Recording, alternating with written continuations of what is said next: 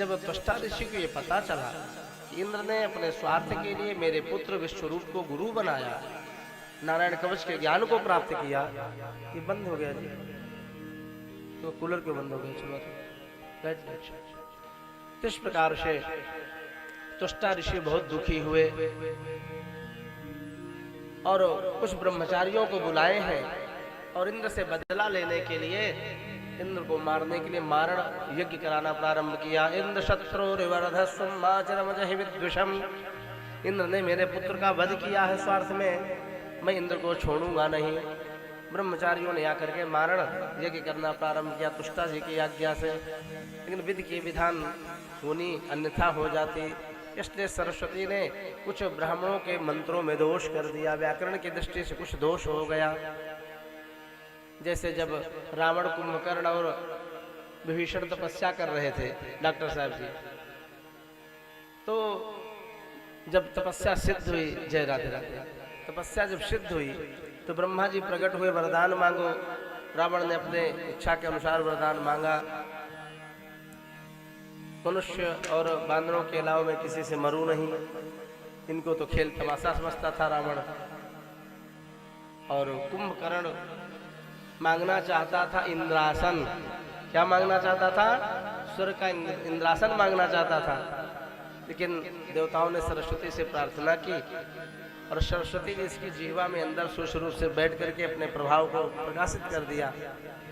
इंद्रासन की जगह दोष आ गया सरस्वती जी की कृपा से और निंद्रासन निकल गया। बोलो राधे राधे, निद्रा का आसन मिल गया इसको, 6 महीना सोने का वरदान मांग ली।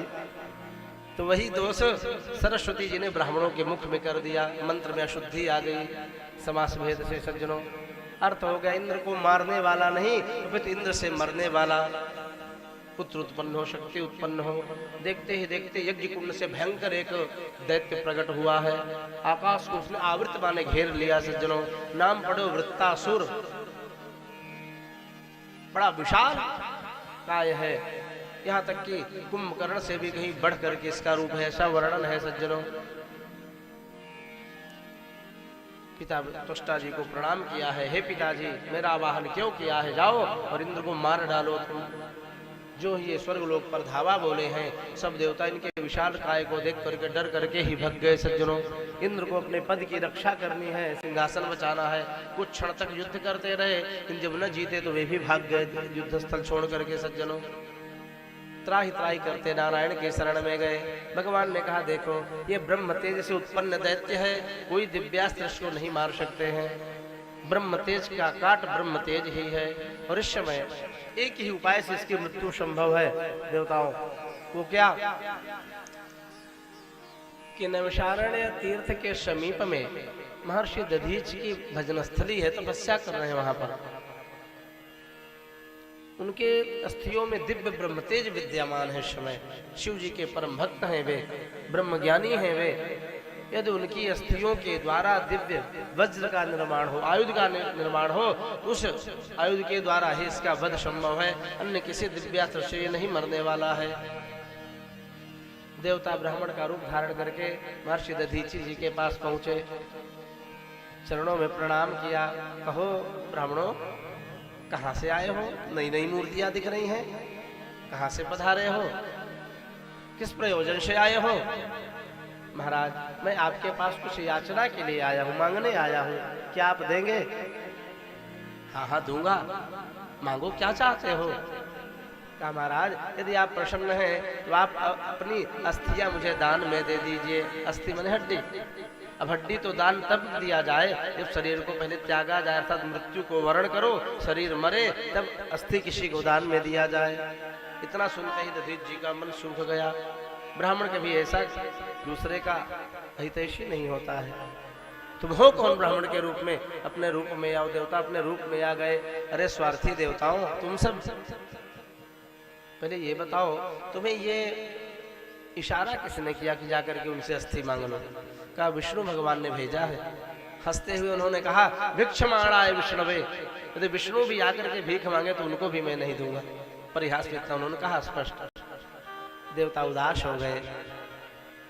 महाराज आपकी वस्तु दे ना दे, लेकिन इतना मैं अवश्य कहना चाहता हूँ बड़ी उत्तम बात बोले एक बात देवताओं ने, वही बात दधीचि जी के हृदय को घर कर गई, बड़ी अच्छी लगी।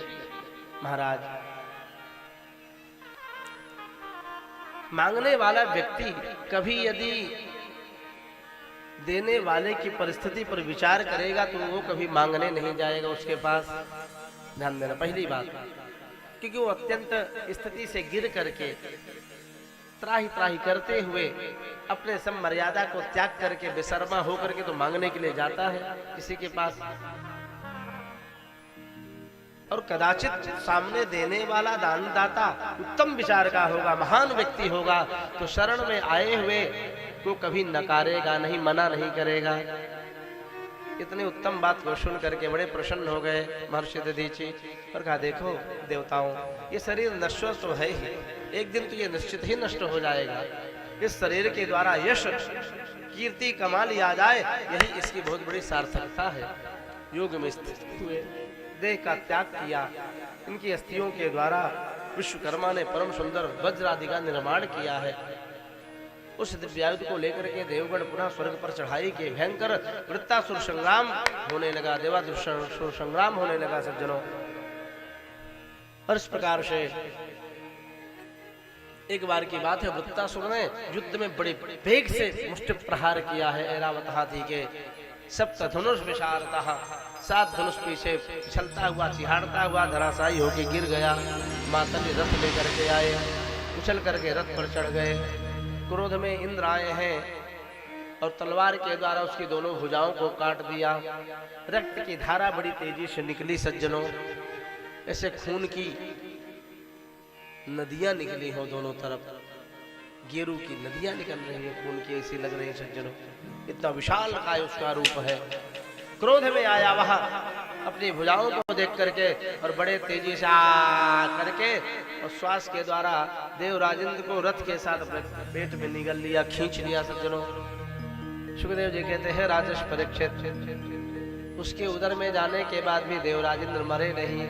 एक तो नारायण कवच से सुरक्षित है, उस दिव्य वज्र के द्वारा इंद्र ने उसकी कुच्छी को, दैत्य की कुच्छी को भेदना प्रारंभ किया, काटना प्रारंभ किया। इतना मोटा विशाल काय शरीर था कि हम मनुष्यों के 6 महीने का समय लगा था उसकी शरीर को काटने में सज्जनों, और देवताओं का 1 दिन ही होता है अयन। फिर से देवराजेंद्र बाहर आए, भयंकर युद्ध हुआ है। युद्ध होते होते एकाएक युद्ध से विरत होकर के उस दैत्य ने 4 श्लोकों में नारायण की बड़ी सुंदर स्तुति करना प्रारंभ कर दिया। अहम हरे तव पादैकमूल दासानुदासो भवितास्मि भूयः मनः स्मरेता सुपतेर्गुणास्ते गृणीतवा कर्म करोतु कायः। धर्म अर्थ काम और मोक्ष की कामना किए कि श्लोकों में, हे प्रभु आपके चरणारविंद में मेरा विशुद्ध प्रेम हो जाए, ऐसी आपकी कृपा हो जाए। कैसे?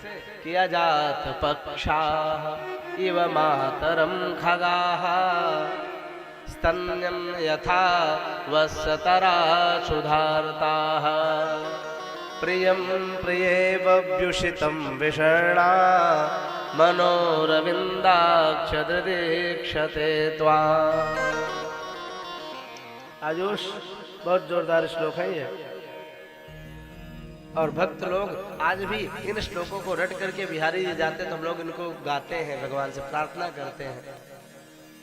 सुख संपत्ति धन वैभव घर आवे, ये हम लोग कभी नहीं बोलते। बिहारी जी के मंदिर में जाते हैं तो जो हमारे भाग में होगा वो आएगा, भगवान दे चाहे ना दे, बोलो राधे राधे। ये कर्म का सिद्धांत है जगत का। जो हमारे भाग में, आपके भाग में है, भगवान से न मांगेंगे तो भी मिलेगा, और जो भाग में नहीं है भगवान से गिड़गिड़ाते रहो, जल्दी मिलने वाला भी नहीं, बोलो राधे राधे। उसके लिए बहुत तपस्या करनी पड़ेगी। जब ब्रह्मा जी की लेखनी को हम कटवाना चाहेंगे तो भगवान के दरबार में जाए तो उनके चरणारविंद का प्रेम मांगे। भगवान से मत मांगो, भगवान को मांगो, आनंद आ जाएगा सज्जनों। भगवान से मांगोगे तो संसार की नश्वर वस्तुओं को हम मांगेंगे, और भगवान को मांग लेंगे तो सब कुछ हमारा हो जाएगा सज्जनों। इस प्रकार से वृत्तासुर की ऐसी धर्म युक्त स्तुति को सुन करके देवराज इंद्र स्वयं लज्जित हो गए और स्वयं शत्रु की बड़ाई करते हुए इंद्र ने कहा है, अहो दानव सिद्धोषि यस्य ते मतिरेदृशी। हे दैत्यराज, तुम धन्य हो, युद्ध जैसे भयंकर स्थल में भगवान के चरणारविंद की ऐसी स्तुति करते हो। ऐसी भक्ति तो मेरे भी मन में नहीं आती भगवान के प्रति। हम सब विषय भोग में ही संलिप्त रहते हैं, लेकिन शत्रु तो शत्रु ही होता है। फिर से भयंकर युद्ध होना प्रारंभ हुआ सज्जनों, और होने के कारण देवराज इंद्र के द्वारा वृत्तासुर का वध हो जाता है। उसकी दिव्य ज्योति निकली और आलोकम समपद्यत, आलोकम माने वैकुंठ लोकम, समपद्यत। परीक्षित जी ने कहा, भगवान कृपा करके ये बतावें, भगवत चरणारविंद की भक्ति बहुत कठिन है। ये दैत्य योनि में रह करके युद्ध जैसे भयंकर स्थल में भी किस प्रकार से इसने भगवान का स्तवन किया, भक्ति की।